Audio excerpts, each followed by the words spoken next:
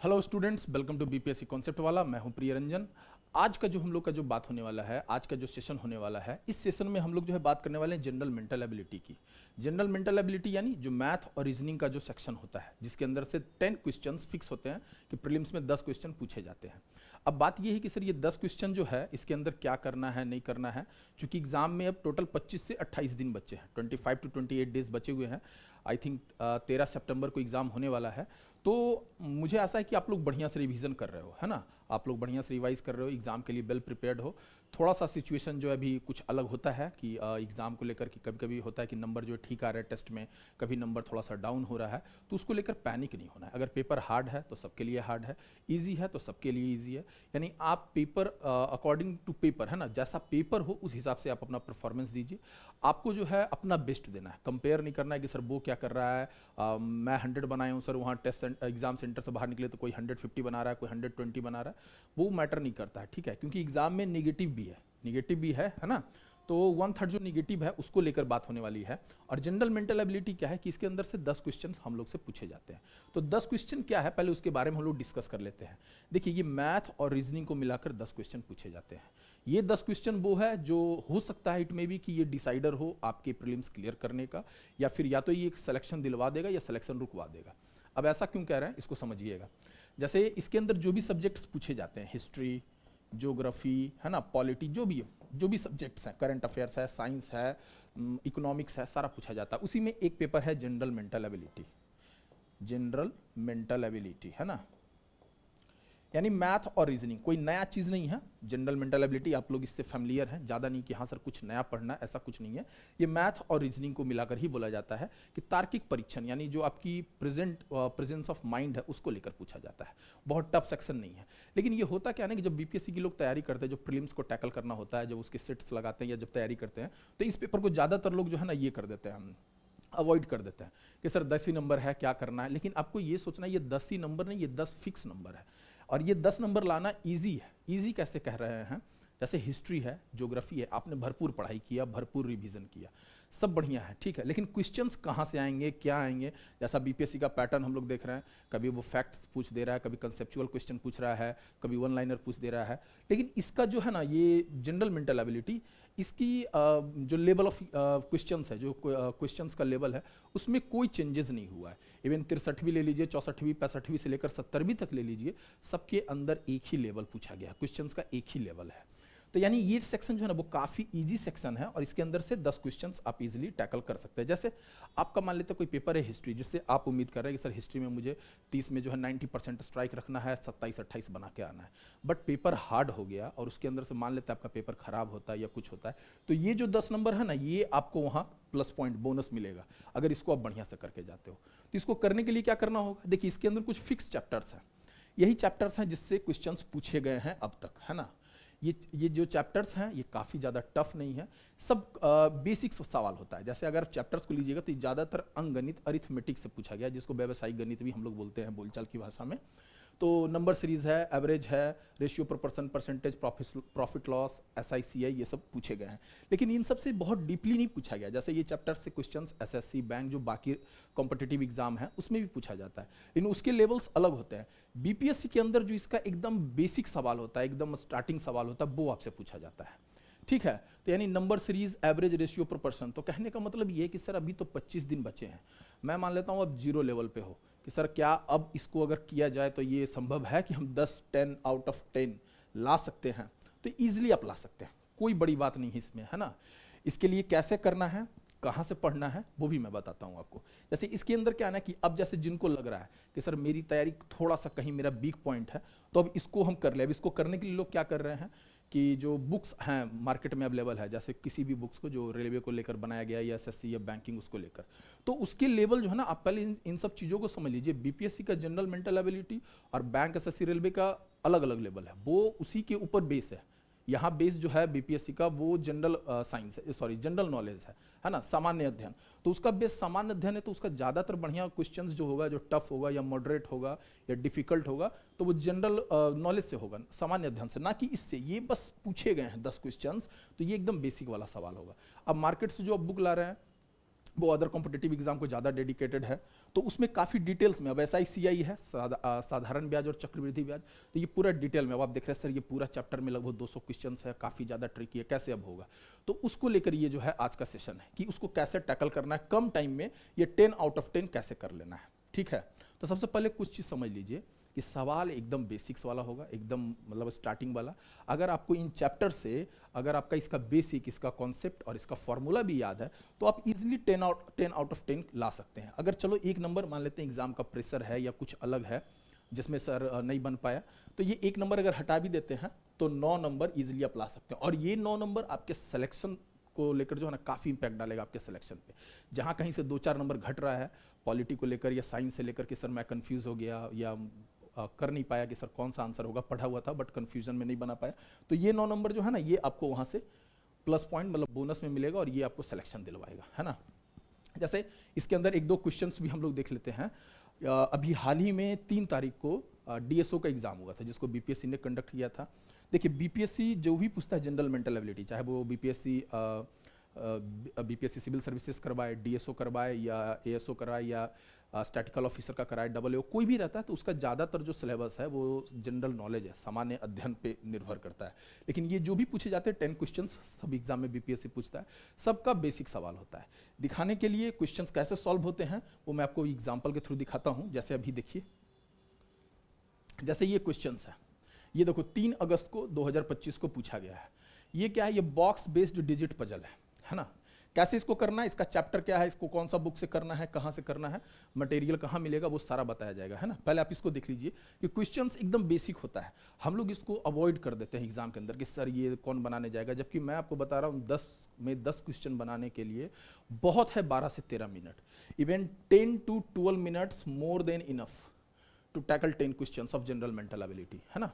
तो ये जो है काफ़ी, अब देखिए जैसे ये क्वेश्चन है, इसको हम लोग बोलते हैं बॉक्स बेस्ड डिजिट पजल, है ना। अब इसके अंदर 2 ही पैटर्न है, या तो ये इस तरीके से जाएगा या इस तरीके से जाएगा, है ना। अब इन सबके बीच में एक कॉमन रिलेशन ढूंढना होगा। कॉमन रिलेशन कहने का मतलब है कि जो इसमें फॉलो कर रहा है वही इसमें होना चाहिए, वही इसमें होना चाहिए।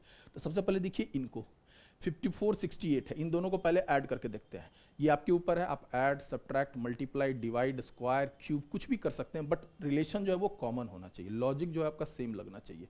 जैसे 8 4 12 का 2, हाथ में 1, 6 5 11 1 12, 2 से अगर लगाते हैं तो 61, यहाँ 61 है नहीं है, तो ये पहला है। कोई और भी तरीका है, दोनों को माइनस करके देख लीजिए। अगर ये डिजिट कभी कभी होता है दोनों को प्लस करके यहाँ लिखा हुआ है, दोनों को माइनस करके यहाँ लिखा हुआ है, या डिवाइड 2 है, इस तरीके से है। तो यहाँ कुछ नहीं दिख रहा है। अब इस तरीके से हम लोग इसको देखते हैं। अब इन दोनों को प्लस कर लेते हैं तो कितना हो जाता है, 4 और 9, है ना, 94। तो 94 में 56, 94 56 का कोई रिलेशन है, इसको अगर 2 से या 3 से किसी से डिवाइड करते हैं तो 56 आ रहा है, नहीं आ रहा है, तो फिर तरीका बदलेंगे, फिर सोचेंगे हम लोग को क्या करना है। 54 और 40 का डिफरेंस कितना है, तो डिफरेंस है 4 और 1, कितना डिफरेंस है, 54 माइनस 40, डिफरेंस है 14।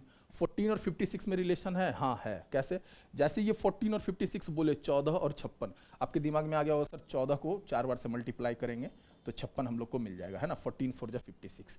तो यही रिलेशन इन दोनों में आना चाहिए। अब 68 माइनस 57 है, कितना है, 17, 8 में से 7 गया 1, 6 में से 5 गया 1। 11 और 44 में क्या रिलेशन है सर, इंटू 4 करेंगे तो 44 हो जाएगा। यानी रिलेशन कैसा है कि दोनों जो फर्स्ट और सेकंड डिजिट है दोनों का डिफरेंस इंटू 4। अब देखते हैं यहाँ 47 माइनस 39 कितना होता है, 8। 8 को 4 से मल्टीप्लाई करेंगे कितना हो गया, 32। यानी ऑप्शन नंबर डी। देखो ज़्यादा टफ क्वेश्चंस नहीं है, BPSC जो है उतना general mental ability tough level पे पूछता ही नहीं है, बशर्ते हम लोग क्या करते हैं कि उसको अवॉइड कर देते हैं। मोस्टली स्टूडेंट ऐसा करते हैं, जो कि नहीं करना है। 71वीं BPSC के लिए एक सेंटेंस में मैं आपको समझा दूं, ये BPSC का गोल्डन पीरियड है। गोल्डन पीरियड कहने का अर्थ ये है कि सर फ्री में सिलेक्शन मिलेगा क्या, नहीं। फ्री कहने का मतलब बिना मेहनत का मिलेगा, ऐसा नहीं है, बिना मेहनत का नहीं मिलेगा।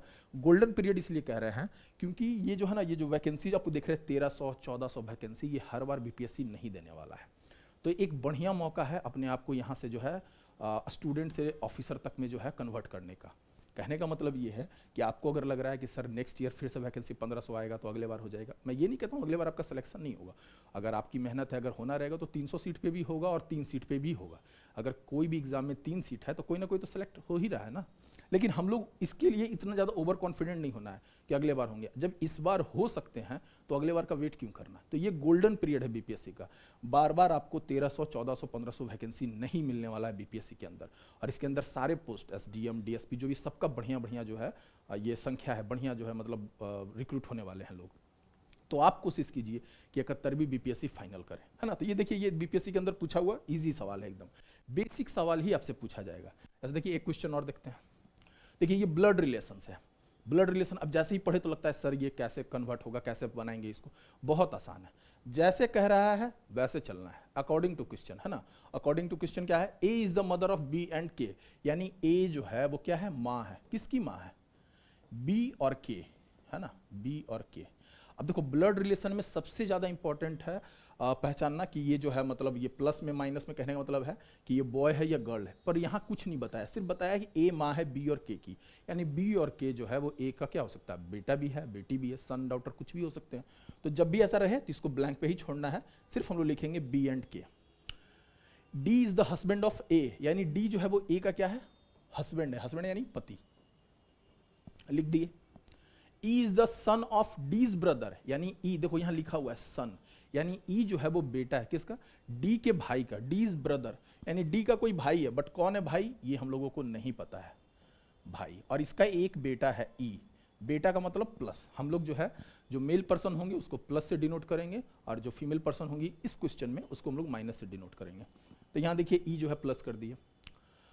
What is the relation of A with E, तो ई जो है वो ए को क्या बुलाएगा, ई ए को क्या बुलाएगा। अब देखो आपको यहां से सिंपल दिख रहा होगा कि ये जो है ई जो है कौन है, ए का हस्बैंड के भाई का बेटा है ना, बेटा है। तो ए को क्या बुलाएगा, नॉर्मल सी बात है चाची बुलाएगा। चाची को इंग्लिश में लोग क्या बोलेंगे, आंट बोलेंगे। तो यहाँ ऑप्शन आपको मिलेगा आंट या चाची। तो ये हो गया आंसर। मतलब 1 मिनट से भी कम टाइम लगता है इन सब सवाल को करने में, है ना।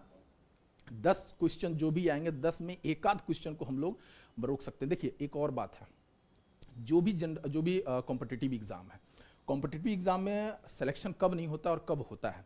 कॉम्पिटिटिव एग्जाम का क्या एक तरीका है कि जब आप हार्ड क्वेश्चन को, जैसे कोई क्वेश्चन हार्ड है या मॉडरेट लेवल का है ना, क्या है मॉडरेट, तो ये क्वेश्चन क्या है ना कि ये 100 में से 10% लोग बनाएंगे, 100 में से 10%, यानी 10 लोग बनाएंगे। 100 का 10% 10, यानी 10 लोग बनाएंगे, 90% लोग नहीं बनाएंगे। तो अगर आप भी नहीं बनाए हैं तो सिलेक्शन से बहुत पीछे नहीं है।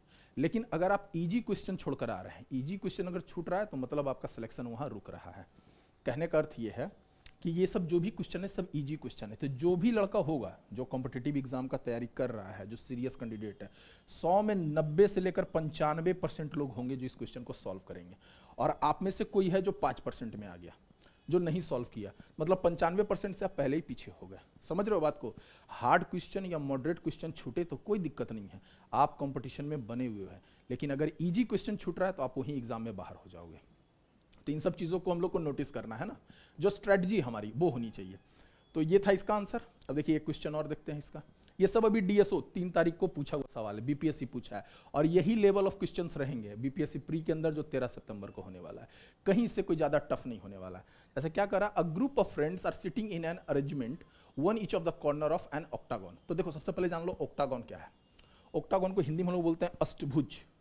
अष्टभुज का मतलब वैसा फिगर, वैसा साइड जो 8 भुजाओं से घिरा हुआ हो, उसको हम लोग बोलते हैं अष्टभुज। तो अष्टभुज किसको बोलते हैं, एक फिगर बना लेंगे अष्टभुज, है ना।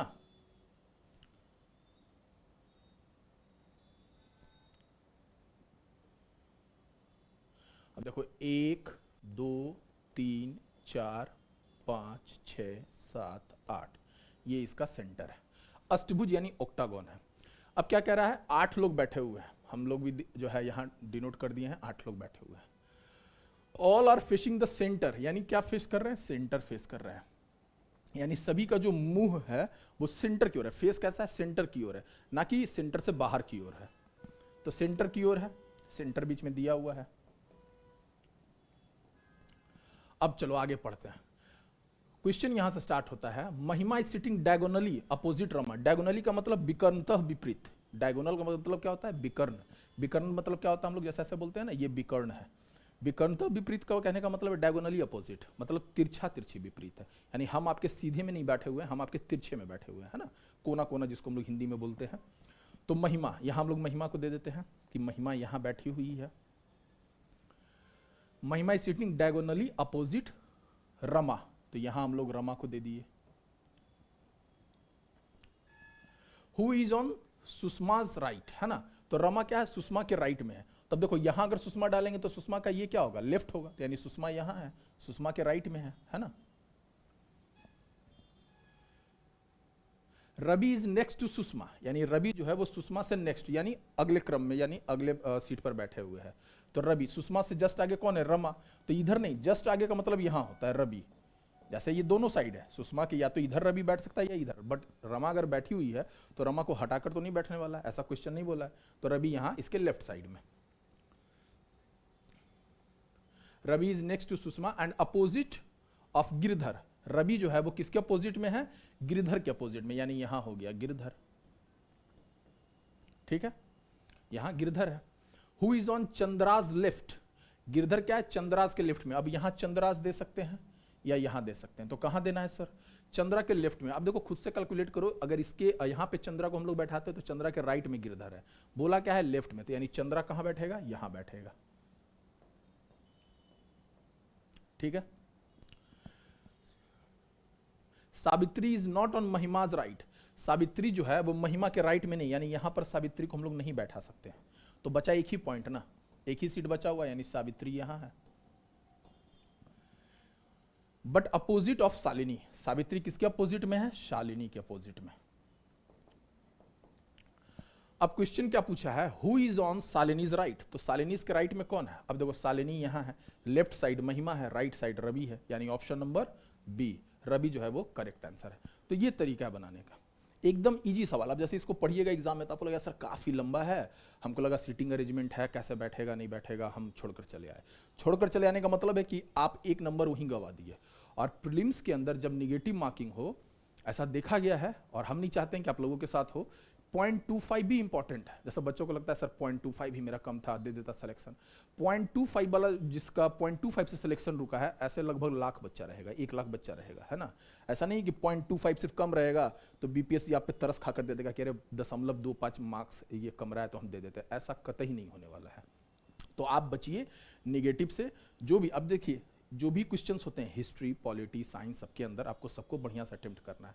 बट गलत कहाँ होता है कि सर मुझे तो याद था बट कंफ्यूज कर गया तो गलत हो गया। इन सब क्वेश्चंस में गलत होने के चांसेस कम है, ये हो गया या ये हो गई, ये क्वेश्चंस है तो इसमें गलत होने के चांस कम है। अब इसमें आपका आंसर आएगा तभी आप इसको कलर कर सकते हो, अपने मन से 39, 22 या 30 नहीं कर सकते हो। अगर आप बेमतलब कि कलर करके आए हैं 22 तो मतलब आप वहीं जान रहे थे कि गलत होगा लेकिन हम कलर कर दिए, तो आपका सिलेक्शन वहाँ रुकेगा। तो ये जो क्वेश्चंस होते हैं 10 नंबर जनरल मेंटल एबिलिटी, यहाँ गलत होने का बहुत कम चांस है। यानी 10 में अगर आप 7 क्वेश्चंस भी बना के आए तो वो 7 जो है वो एकदम करेक्ट क्वेश्चन है, यानी 7 नंबर आपका वहां से आना तय है। देखिए एक और क्वेश्चन देखते हैं। Out of the 5 digit 1, 2, 3, 4 and 5 how many 2 digits number can be formed without repetition of digits, यानी 1, 2, 3, 4, 5 से कितने 2 डिजिट वाले यानी 2 अंकों वाली संख्या बनाई जा सकती है विदाउट रिपीटेशन, है ना, मतलब हम लोग दोहराव नहीं कर सकते हैं, रिपीट नहीं कर सकते हैं। तो नंबर किससे बनना है, 1, 2, 3, 4, 5 से, है ना। द गिवन डिजिट्स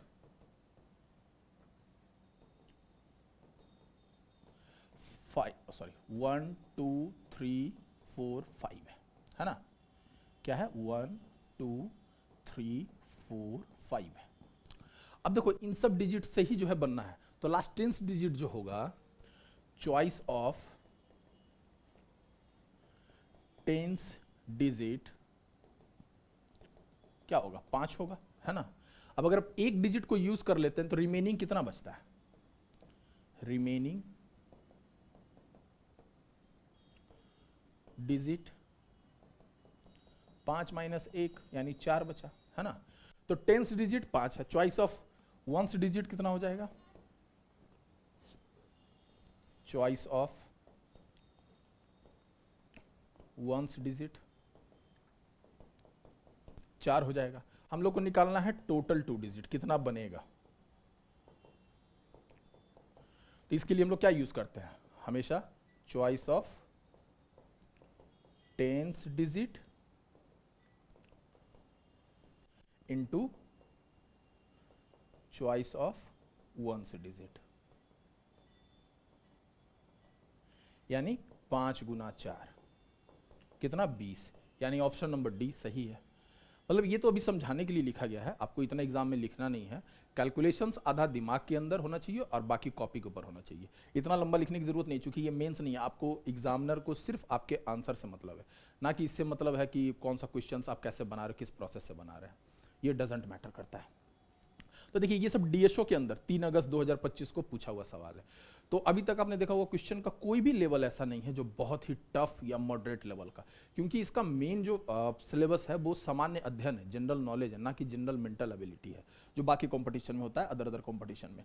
तो ये जो 10 नंबर है ना, इसका इंपॉर्टेंस ये है कि आपका कहीं से 1-2 नंबर 4 नंबर अगर कम रहा है, आप जैसे सोच कर गए थे कि सर मेरा साइंस बैकग्राउंड है, साइंस बहुत अच्छा है मेरा, हम साइंस में 30 में 90% स्ट्राइक करेंगे, अगर 30 क्वेश्चन आते हैं तो 90% का मतलब हो गया 30 का 90% कितना होता है, 27 होता है। अब 27 की जगह मान लेते हैं कि लेवल ऐसा था क्वेश्चंस का, काफी जो है फैक्ट वाला या कंफ्यूजन वाला क्वेश्चंस पूछ दिया और आप उसमें से सिर्फ 22 बनाकर लाए, तो आप वहां अब ये सोच रहे हैं कि सर वहां जो है मेरा 5 नंबर पहले ही छूट रहा है, तो ये 5 यहां से मेंटेन होगा।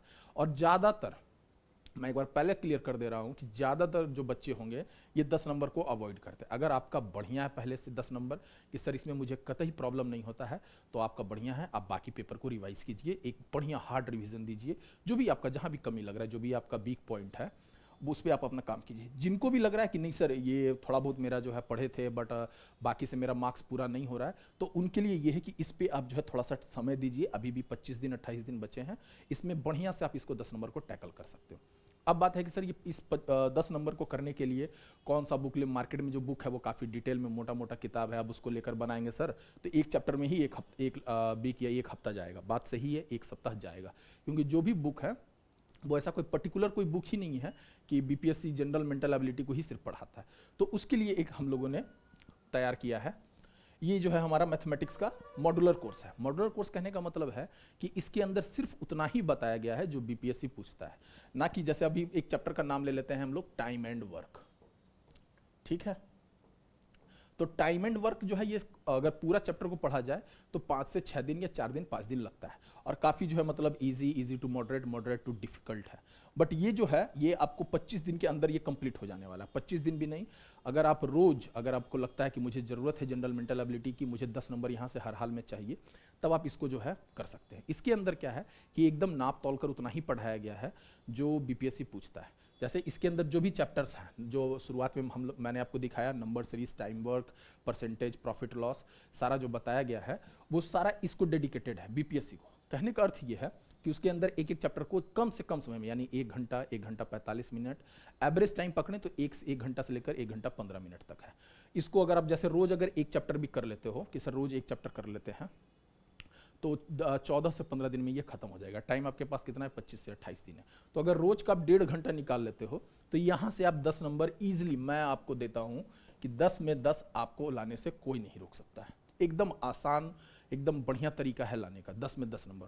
और ये 10 नंबर जो होगा पहले ही प्लस पॉइंट है, यानी 150 में से 10 नंबर आप एग्जाम में जाने से पहले ये सोच लेना कि 10 नंबर तो मेरा रखा हुआ है, सिर्फ हमको 140 में बढ़िया मार्क्स उठाना है। ये जो है आपको पहले से ही मतलब कॉन्फिडेंस देगा।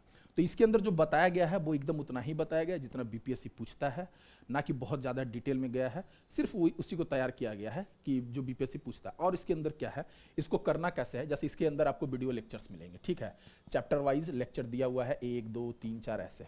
आपको बढ़िया से क्या करना है, सारे लेटेस्ट रिकॉर्डेड वीडियोज़ है। जैसे अगर कोई चैप्टर आपने शुरुआत किया रेशियो एंड प्रोपोर्शन, तो रेशियो एंड प्रोपोर्शन को प्ले किए, जब जैसे ही क्वेश्चंस आएगा बोर्ड के ऊपर, जब आपके स्क्रीन के ऊपर क्वेश्चंस आए तो पहले आप उसको पॉज कर देना, पहले एक बार खुद से ट्राई करना। अगर बन गया बहुत अच्छा बात है, अगर नहीं बना तो फिर आप वीडियो को प्ले करके देखेंगे कि सर कैसे बताए हैं उसको, उसके बाद खुद से ट्राई कर लेना है।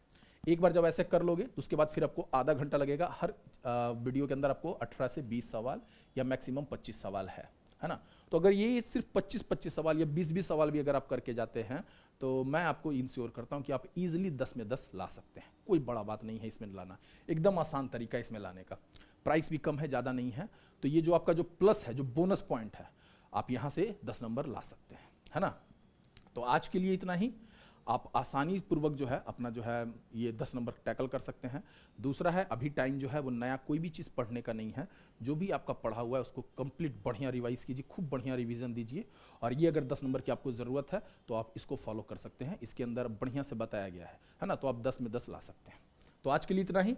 मिलते हैं फिर हम लोग कुछ नए नेक्स्ट वीडियो में एग्ज़ाम से पहले। और उम्मीद रखते हैं कि इस बार जो लोग भी बढ़िया से मेहनत कर रहे हैं, जो लोग काफ़ी सीरियसली तैयारी कर रहे हैं, उन सबका सिलेक्शन हो। और ये जो गोल्डन पीरियड है बीपीएससी का, इसको हम लोगों को जो है ये भंजाना है ना, छोड़ना नहीं है, क्योंकि बार बार ऐसा मौका नहीं मिलेगा। सीट्स बढ़िया हैं और टाइम भी आपको मिलेगा, चूँकि ऐसा कुछ कहा नहीं गया है, बट ये मेरा अनुमान है, मेरा एजम्पशन है कि इस बार इलेक्शन ईयर है तो मेंस के लिए आपको अच्छा खासा टाइम मिलेगा। प्रीलिम्स होने के बाद आपको मेंस के लिए अच्छा टाइम मिलेगा पढ़ने के लिए। तो अगर कहीं थोड़ा बहुत प्रॉब्लम भी रहेगा तो उसको आप बढ़िया से, चूँकि टाइम ज़्यादा है तो आप इजीली टैकल कर सकते हैं। मिलते हैं फिर नेक्स्ट वीडियो में। Okay, thank you.